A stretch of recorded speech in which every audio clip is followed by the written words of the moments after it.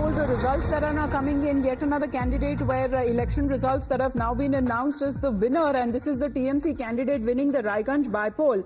Another seat that has now gone to the India bloc when it comes to West Bengal's Raiganj, 4 seats there where the bypoll results are being announced, and the trends that so far have been going in the favor of the TMC, the ruling TMC.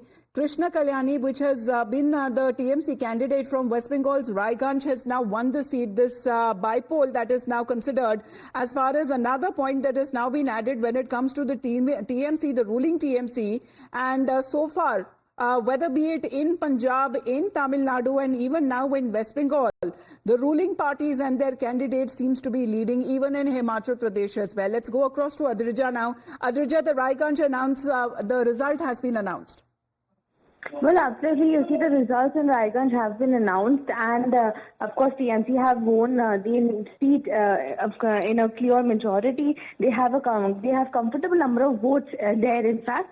And at the same time, not only in Raiganj, other seats are also TMC is doing pretty well. They're leading with a considerable amount of vote, approximately around 60,000 on an average. They're leading by in every seat, and even the Raiganj, it happens to be very interesting because the Lok Sabha constituency of Raiganj was won by the BJP, and now in the by-election, TMC have been able to secure this. All right, but when it comes to the other 3 seats and the trends that are also concerned so far, Adrija, if you can give us an update. Absolutely, you see, in the trends that is coming in, and Right, just getting our reporter back on when it comes to the updates that are now being shared, because Trinamool that has also been leading and ahead in Bengal's Ranaghat Dakshin as well.